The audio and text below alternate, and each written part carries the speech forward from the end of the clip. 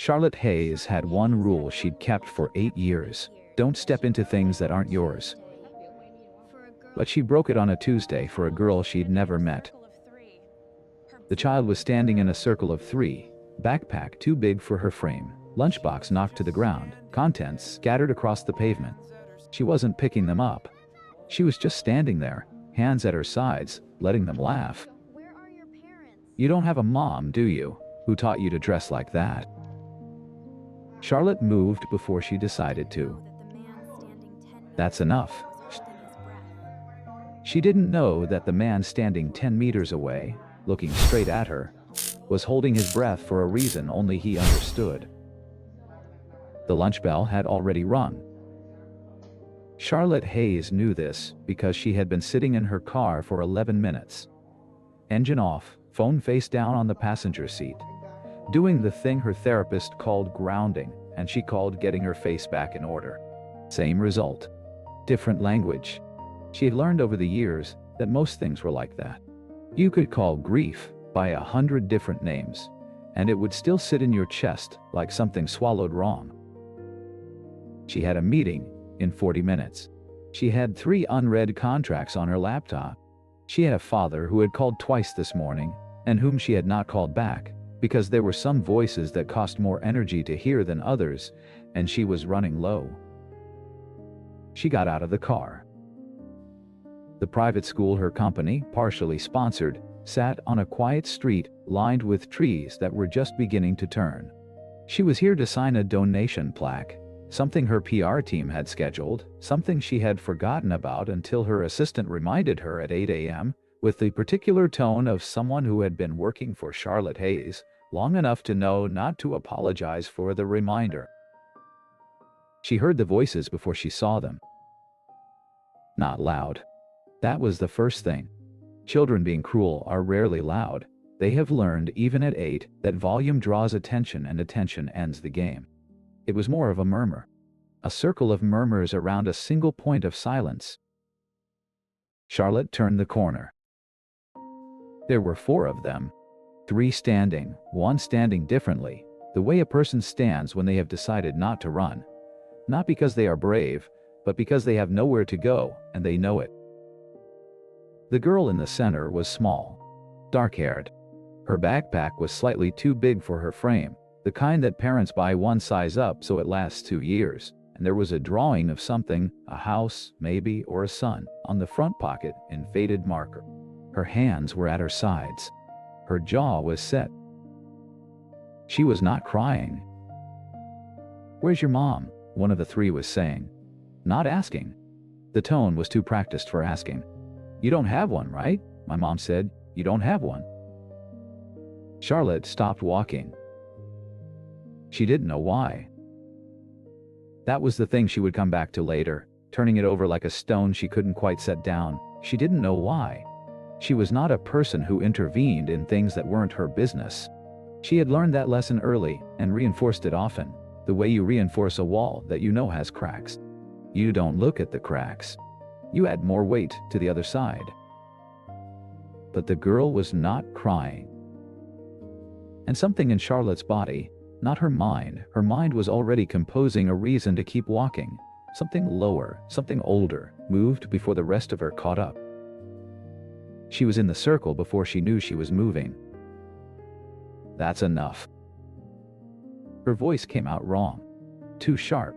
Too large for the situation. She understood that even as the words left her mouth, understood that 3 8-year-olds on a school lawn did not require the voice she used in boardrooms, in depositions, in conversations with her father, where she needed to be the one who did not flinch first. But she couldn't pull it back. It was already out there, flat and cold and absolute. The 3 children stared at her. Then, with the animal instinct of the young, they scattered. Charlotte stood in the space they left behind. The girl hadn't moved. She was looking up at Charlotte with an expression that was not gratitude, not relief, not the wide-eyed admiration of a child who has just been rescued. It was something more careful than that. An assessment. Like she had learned not to decide how she felt about something until she had more information. "You didn't have to do that," the girl said. Charlotte looked at her. "I know," she said, after a moment. The girl's eyes were dark, not brown, something between brown and something else, the kind of color that looks different depending on the light. There was something about them. Charlotte couldn't place it. A familiarity that didn't make sense, the way certain pieces of music feel like memory, even when you've never heard them before. "I'm Lily," the girl said, with the directness of a child who has been the new student enough times to have learned that waiting doesn't make it easier. Charlotte died. "That's a long name." "Yes." Lily considered this. "Then, thank you, even though I didn't need it." Charlotte almost smiled. Almost. She caught it in time, the way she always caught things in time, not because she didn't feel them, but because she had learned that showing them was a kind of opening, and openings were how things got in. She left without asking anything else. She signed the plaque. She drove to her meeting. She answered 3 emails on the way up in the elevator. She did not think about the girl's eyes. She told herself this for the rest of the afternoon, and by evening she almost believed it. She saw him 4 days later. She had come back, not for any reason she was prepared to name. The school was not on her route. The coffee shop across the street from it was not a place she had ever been. She had a perfectly functional coffee machine in her office and a perfectly competent assistant who kept it stocked. There was no practical reason. She had come back anyway. She was standing at the window of the coffee shop, cup in hand, not drinking, watching the school gate where parents were beginning to collect their children in the slow, unhurried way of people who had nowhere else to be at 3:15 on a Tuesday, when she saw Lily come through the gate. And then she saw who Lily was walking toward. The cup stopped halfway to her mouth. He hadn't changed in the way she expected. He had changed in the way she hadn't. The set of his shoulders was the same, the particular way he held them, like someone who had been told all his life to take up less space and had spent years quietly refusing. The way he walked was the same. But there were lines in his face now that hadn't been there before, and something in his posture that she recognized without wanting to, the posture of a person carrying something heavy enough that they have forgotten what it felt like to put it down. "Ethan." Lily ran to him the way children run to safe things, without looking where she was going, certain that the destination wouldn't move. He caught her with both arms, swung her up once, the automatic motion of a parent who has done this 10,000 times and will do it 10,000 more, and set her down, and said something that made her laugh, and the laugh was loud and uncalculated in the way only children's laughter is. And Charlotte stood at the window of the coffee shop with her cup halfway to her mouth, and felt something in her chest do something, and she didn't have a name. He hadn't seen her. She could leave. She had left before, from harder situations than this one, and she had done it cleanly and without looking back, because looking back was how you trip. She put the cup down and walked out. "Ethan." She hadn't decided to say it. Later, she would think about this too, all the things her body had done in these 4 days without consulting her. The interventions it had made. The decisions. He went still before he turned. Not the still of surprise, the still of a man who has been waiting for something he hoped wouldn't come. When he looked at her, his face did the thing she recognized from the only other time she had seen it. It went careful, deliberately arranged. Every expression that might have been there packed away behind something neutral and polite and completely impenetrable. He had learned that too. She wondered when. Just her name. Nothing attached to it. No surprise, though she knew he was surprised. She could see it in the single second before the arrangement, the way you can see something falling before it hits the ground. "You're here," she said. "I live here." "I didn't know that." "I know you didn't." Lily was looking between them with the focused attention of a child who understands that the adults around her are doing something complicated and has decided to pay close attention in case it becomes relevant. Her eyes moved to Charlotte and stayed there. "You're the lady from school," she said. "Yes." "Dad, she's the one I told you about."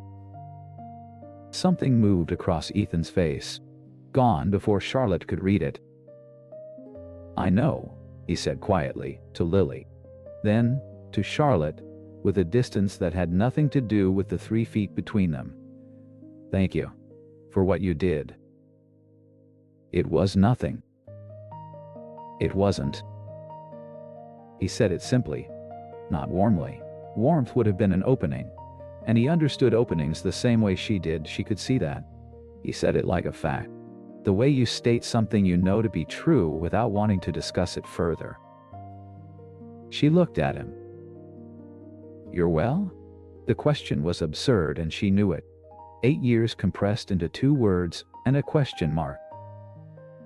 "We're fine," he said. We?" The word landed precisely where he meant it to. He put his hand on Lily's shoulder, gently, briefly, the touch of a man redirecting, and nodded once, and walked away. Charlotte watched them go. Lily turned once to look back at her. Ethan did not. She saw the woman a week later. She wasn't looking for him. This was true. She had made it a decision, clean, logical, the kind of decision she was good at, that Ethan Brooks was a closed chapter, and that the coincidence of proximity did not require her to reopen it. She was walking past the flower stand near the market when she saw him. He was standing at the stall, talking to the woman who ran it. Young, warm-faced, the kind of ease in her posture that comes from knowing someone well. She was handing him something, not a transaction. The gesture was too natural for that, too practiced, and laughing at something he had said, and he was not quite laughing, but the almost smile Charlotte remembered from before, from years ago, from a different version of both of them. Lily was beside him, and the woman leaned down to say something to her, and Lily looked up at her with the open-faced attention she gave to things she trusted. Charlotte stood on the pavement and felt something go cold. Of course. The word assembled itself from pieces she had already been collecting without knowing she was collecting them. The way he had said "we're fine." The distance he kept. The complete absence of any explanation, any justification. The behavior of a man who has nothing to justify because his life has moved on to somewhere that no longer requires it. He left. And he built something else. And it's fine. It's been 8 years. It should be fine. People are allowed to. Her jaw tightened. She turned and walked in the other direction, the long way around, adding 6 minutes to a journey that she spent doing careful, even breathing through her nose, the way her therapist had taught her, the way that was supposed to regulate the nervous system, the way that she had privately categorized as useful, but not sufficient because there were some things the nervous system did not want to be regulated about. She had been wrong to come back. She understood that now. The girl had dark eyes and the unsettling self-possession of a child who had been raised by someone patient and consistent and present, and Charlotte had felt something in that, something she could not name and therefore could not manage, and she had come back 3 times now, for reasons she refused to examine. It's not. She stopped herself. It was not the girl. It was not the girl specifically. It was the category of thing, small, unprotected, determined not to show it. She understood that category. She had lived in it. And her body, apparently, had not forgotten what it felt like to want someone to step in. Even when the situation was manageable, even when you had it handled, even when you'd been telling yourself you had it handled for years. Her body remembered things her mind had made a formal decision to release. This was the problem. She reached her car and sat in it for a moment before starting the engine, hands in her lap, looking at nothing. The girl's eyes, dark and assessing. The way she had said you didn't have to do that, not as an accusation, not as a rebuff, just as information. A small person who had learned to keep accurate records of what was necessary and what wasn't, who didn't want to need things she couldn't count on. Charlotte started the car. She did not think about how she knew what that felt like. She did not think about it for the entire drive home, carefully and deliberately, the way you walk past something in the dark that you've decided not to see. She came back the next day. She told herself it was the coffee. The second time Lily found her, Charlotte was sitting alone at the edge of the park fountain, eating a sandwich she hadn't tasted since the first bite. She'd been there for 20 minutes.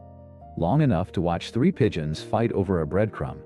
Long enough to check her phone twice, see 12 unread emails, and decide that none of them were worth the energy it would take to care. She didn't hear the footsteps. She just heard a voice. "You eat alone a lot." Charlotte looked up. Lily was standing 2 feet away, backpack still on, one sock pulled higher than the other. She wasn't asking a question.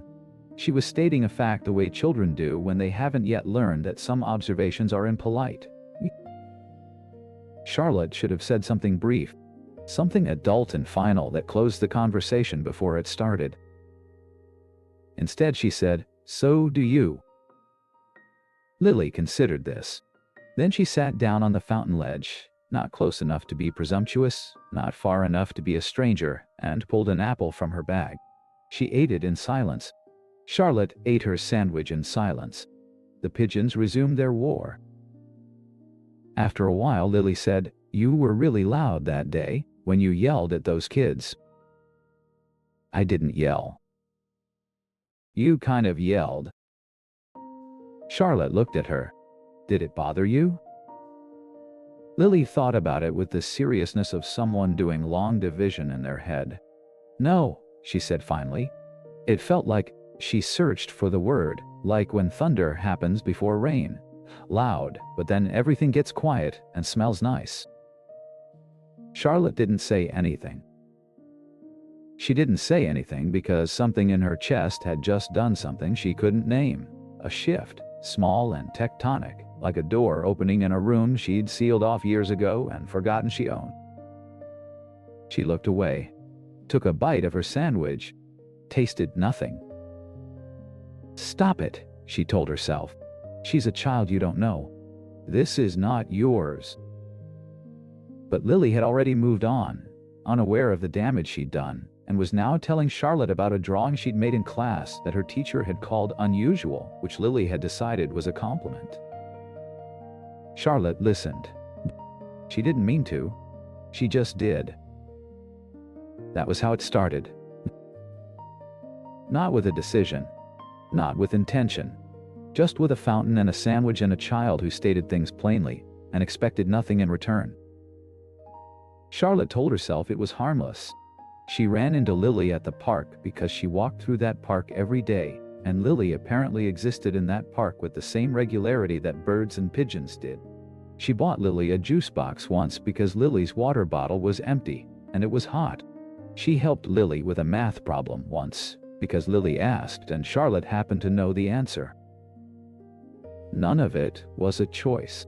It was just what happened when you were in a place, and another person was also in that place, and that person was 8 years old, and looked at you like you were worth looking at. Charlotte hadn't been looked at like that in a long time. Not with want, the way Lucas looked at her. Not with calculation, the way her father looked at her. Not with the careful blankness that her colleagues had perfected, so as not to acknowledge that she was the boss's daughter before she was a person. Lily looked at her the way you look at something you've decided is yours. Uncomplicated, unhurried, absolute. It should have made Charlotte uncomfortable. It made her come back the next day. She didn't plan to speak to Ethan. He was there when she arrived at the park, sitting on the bench near the oak tree, a thermos in one hand, a book open in his lap that he wasn't reading. He was watching Lily play with 2 other children on the grass, and his face had the particular expression of someone who has learned to locate their happiness in a very specific place and guard it quietly. Charlotte sat down on the opposite bench. She told herself she was just sitting. There was no rule against sitting. He could have redirected Lily before any of this started. He had done it before. A hand on her shoulder, a quiet reason to go the other way. He hadn't. He had told himself it was because she needed this. He didn't examine what that said about what he needed. For 10 minutes, neither of them spoke. The distance between the two benches was maybe 15 feet. It felt like a decision. Then Ethan said, without looking at her, "You don't have to keep coming. I'm not here for you." "I know." A pause. "That's not what I meant." Charlotte looked at him. He was still watching Lily. His jaw was set in a way that looked like control but wasn't. She recognized it because she wore the same expression every day in every boardroom and every family dinner where her father sat at the head of the table, and she sat 3 seats down and pretended the distance was geography, not grief. "She likes you," Ethan said. Not an accusation. Just a fact delivered carefully, like something fragile. "I like her." The words came out before she could decide not to say them. "She's a good kid." Something moved through Ethan's face that he didn't let stay long enough to name. Charlotte looked away. When she looked back, she said, "You have everything, you know that? A life, a daughter, someone." She meant Mia. She didn't say Mia. "You walked away from everything we were, and you built this, and I'm not angry." She said it like a person who is very angry. "I just don't understand what you want from me. Why you're still here. Why you're letting her." She stopped. Ethan finally looked at her. His eyes were the same. That was the cruelest thing. 8 years and his eyes were exactly the same, and they were looking at her with something she couldn't afford to identify, so she identified it as pity, because pity she knew how to be cold toward. "Charlotte. Don't." She stood up, straightened her jacket with the small, precise movement she used to end meetings. "I'm not asking you to explain yourself. I'm not asking for anything. I'm just..." She searched for the right word. Found the wrong one. "Fine, daddy, do or die you." She walked away. Lily called out from the grass, "Charlotte, watch this." And Charlotte turned and watched Lily do a cartwheel that was technically a controlled fall, and something in her face must have shown, because Lily laughed, triumphant, as if Charlotte's attention was the point of the whole thing. Behind her, she heard Ethan exhale. It sounded like it cost him something. Lucas Bennett arrived on a Thursday with good shoes and a dinner reservation, and the easy confidence of a man who has never had to question whether he deserves to be in the room. He kissed Charlotte on the cheek. He shook her father's hand. He said all of the right things about the company's latest quarter, about Charlotte's instincts, about the future, their future, with the smooth fluency of someone who has rehearsed the speech so many times it has started to sound like belief. Charlotte sat across from him at the restaurant table and felt, very specifically, nothing. She watched him talk. She answered when addressed. She smiled at appropriate intervals. Her father watched her from across the table with the satisfaction of a man placing the final piece of a puzzle he has spent years assembling, and Charlotte held her wine glass and reminded herself that this was the correct shape of her life, that she had chosen this, that choosing it meant it was hers. Later, standing outside the restaurant while Lucas spoke with the valet, her father came to stand beside her. He didn't say anything at first.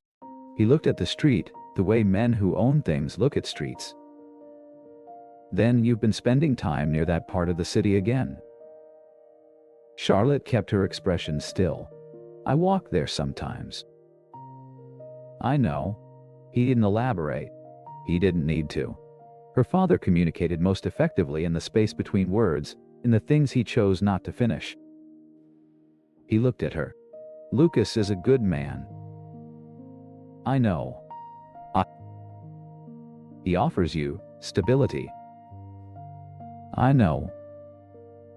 "Some doors," he said carefully, "once you close them, it's better not to reopen them, for your own sake."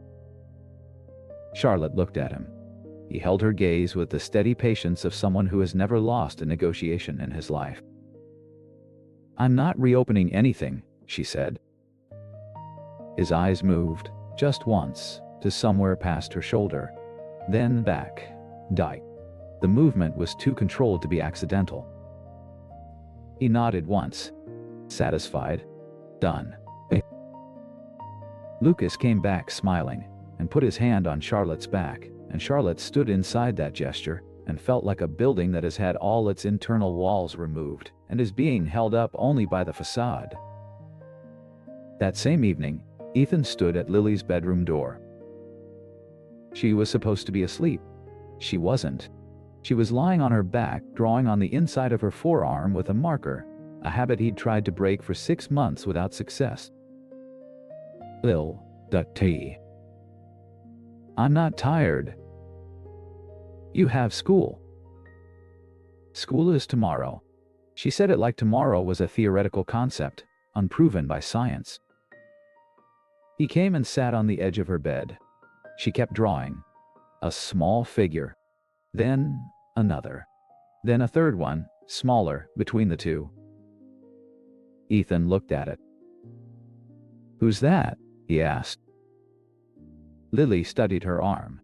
Just people. Which people? She considered the question with more seriousness than she'd given it when she was drawing. Then she capped the marker and said, to the ceiling, Dad, is it possible to miss someone you don't know? Ethan's chest did something complicated. Yes, he said. I think that's possible. How do you know if you miss them, or if you just miss the idea of them? She said it the way she sometimes said things, like she'd heard it somewhere and was testing whether it was true. He looked at his daughter, 8 years old, eyes like her mother. The question of someone twice her age, delivered with the innocent literalness of a child who didn't know it was a hard question. I don't know, he said honestly. Lily seemed to accept this. She uncapped the marker again and drew a small sun above the 3 figures. Then she said, Charlotte smells like a specific kind of soap, I noticed. Ethan didn't respond. I just think it's interesting, Lily said, that some things feel familiar even when they're new. Ethan looked at the drawing on her arm. The 3 figures. The sun. He looked at it for a long time. Then he turned off her lamp and sat in the dark until her breathing slowed, and he thought about the word familiar and what it costs you when something you've never let yourself want starts looking exactly like the shape of everything you love. He didn't move toward it.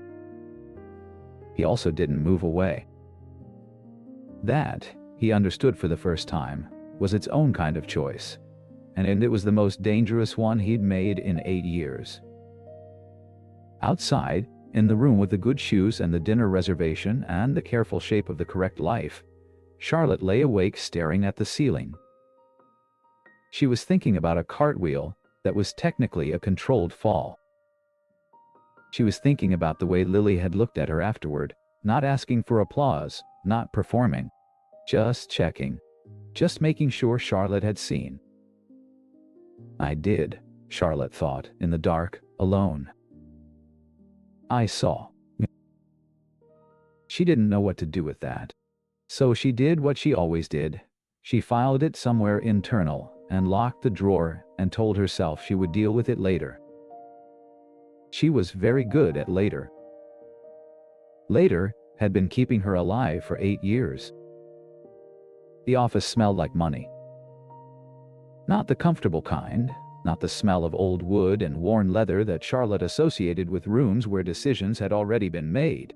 This was sharper, newer, doer, the kind of money that had something to prove. Richard Hayes stood with his back to the window, which meant the light fell on Ethan's face and not his own. He had always been good at that. Positioning. Angles.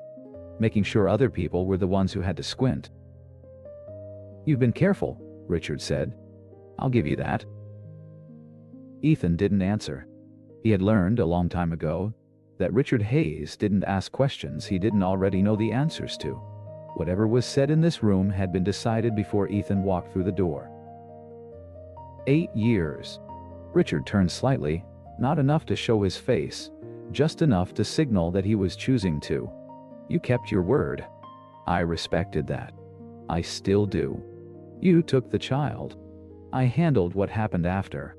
That was the arrangement. A pause, but you let her get close. I didn't let anything happen.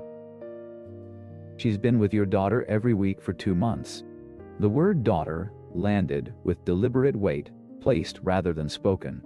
That's not an accident, Ethan. That's a pattern, and patterns become questions, and questions, he finally turned, become problems I already solved once. Ethan felt the room temperature drop 2 degrees, or maybe that was just his body understanding something before his mind caught up. What do you want? It wasn't a question.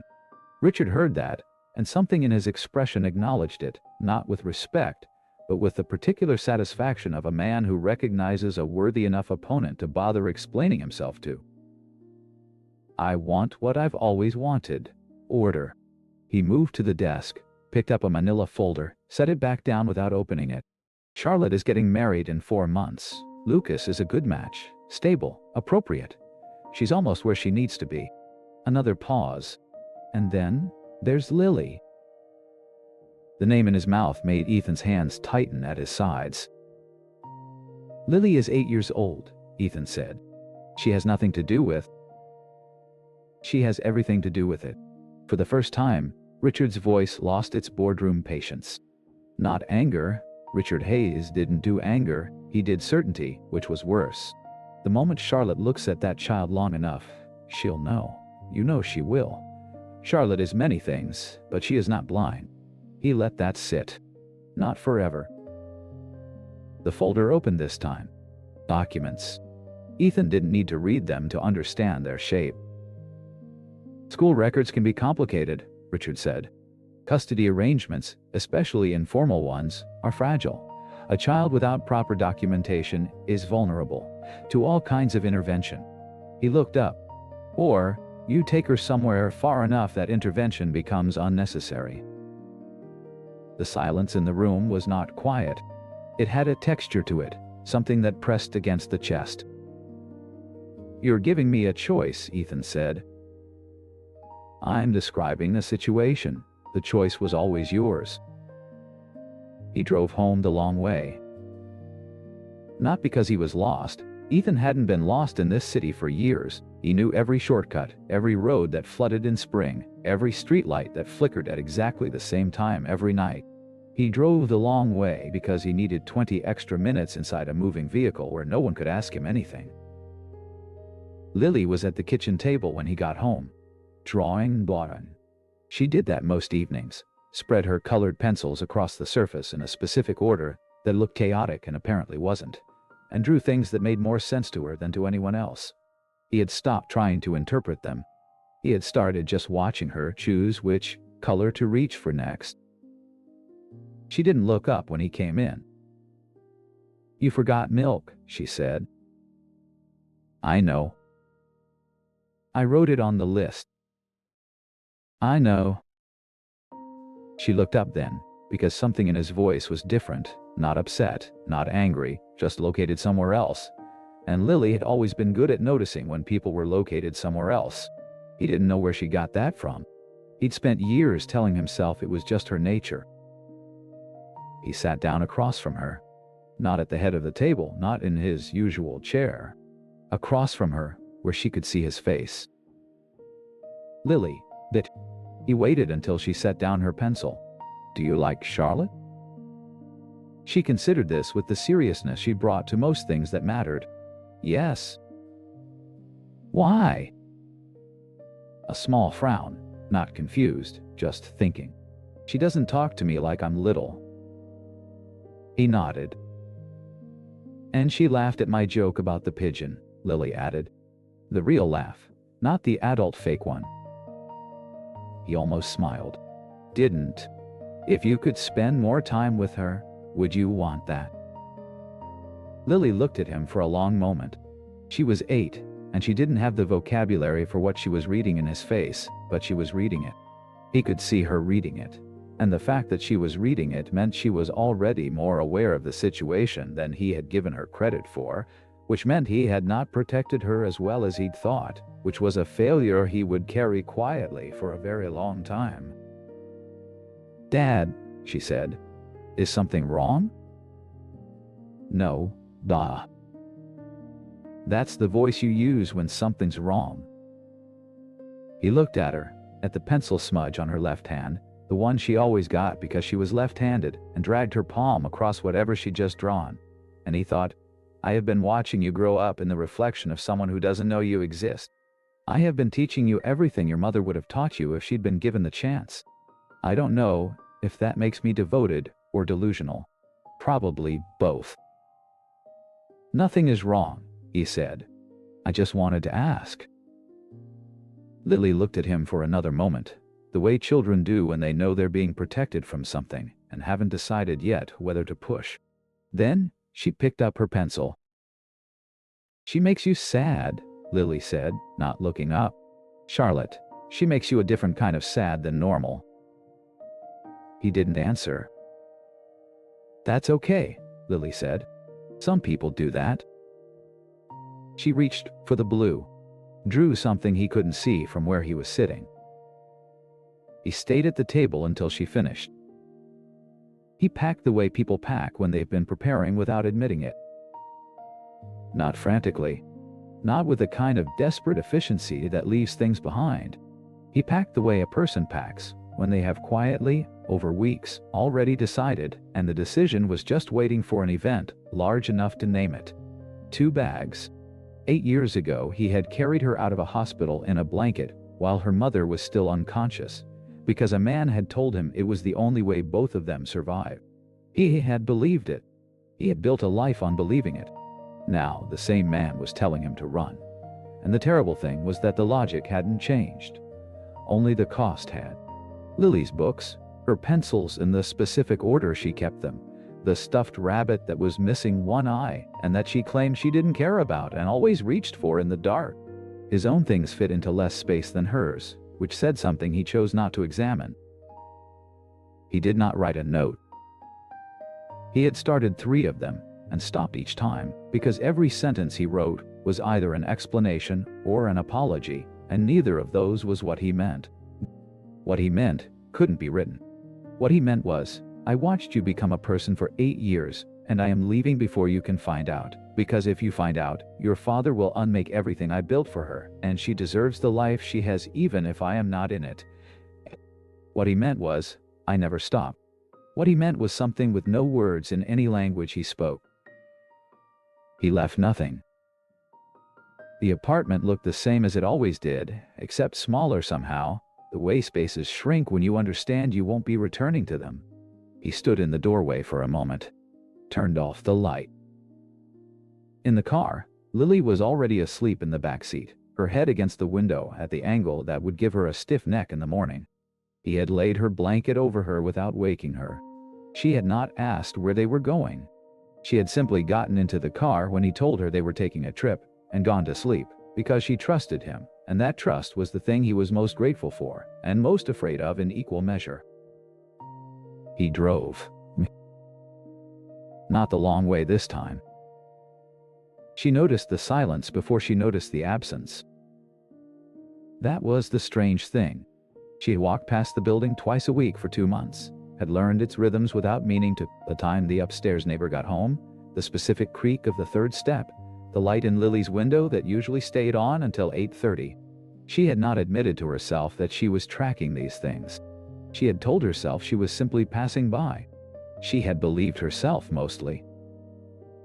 The 3rd morning, with no light in the window, she stopped on the sidewalk. She stood there long enough that a woman with a stroller had to navigate around her, which the woman did with the particular patience of someone who had learned not to disturb people who were standing very still. They went somewhere, Charlotte told herself. People go places. It's not a pattern. You're doing the thing you always do where you look for meaning in things that don't have any. She went back to the office, sat through 2 meetings she didn't remember afterward, signed 3 documents that her assistant had pre-marked with small yellow flags, because her assistant had always known, that Charlotte Hayes could function at full capacity while being somewhere else entirely. It was the school that confirmed it. She told herself she had a legitimate reason to call. She had been She searched for the word involve in Lily's life, in a peripheral way, an informal way. She was simply checking. The secretary's voice was kind in the way that voices are kind when they're delivering information they know will land badly. Lily Brooks was withdrawn from enrollment last week, the secretary said. I'm afraid I can't provide forwarding information. Charlotte said thank you in a voice that sounded like hers. She set the phone down. Lily Brooks, She had never known Lily's last name. She had never asked, because asking would have made it real, documented, a connection she could lose instead of just a warmth she happened to be near. Brooks, She sat very still. The office around her continued its business. Keyboards, a phone ringing 2 desks over. The sound of the elevator opening and closing. All of it normal and present and completely irrelevant to the thing that was happening inside her chest, which was not a feeling she had a name for because she had spent 8 years making sure she didn't need names for things like this. She thought about Lily's hands, the pencil smudge that was always on the left one, the way she reached for blue before any other color. She thought about her own hands, about which hand she wrote with, about the sketchbook she had kept at 22 that her father had thrown away and that she had never replaced because replacing it felt like admitting it was gone. She thought about Lily's eyes. She had thought about Lily's eyes before, in the middle of nights she didn't admit to having, and each time she had reached for a reason to look away from what she saw there. Because what she saw there was familiar in a way that had no explanation, she was willing to write down. She thought about her father's face the afternoon he had seen Lily across the park, the slight change in his posture, the way his eyes had moved and then deliberately moved away. She thought about a hospital room she had not been fully conscious in, a nurse's voice, words that arrived already translated into something bearable. I'm so sorry. She didn't make it. She had believed them. She understood now that she had been meant to pull, that those words had been placed there, arranged in advance, a door locked from the outside before she was conscious enough to reach for the handle. Charlotte stood up from her desk. She walked to the window, looked at the city below, all of it continuing, indifferent, doing the things cities do, which is exist entirely outside of whoever is falling apart within them. She pressed one hand flat against the glass. It was cold. She focused on the cold. That was the technique, learned at 22 and practiced since. Find one physical sensation and hold on to it until the wave passes. It always passed. She had always been able to wait it out. This time, she was not sure it would pass.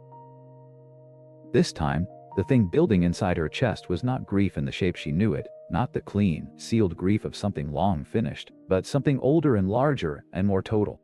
The grief of a door she hadn't known was locked, opening. She stood at the window for a long time. Below, the city moved.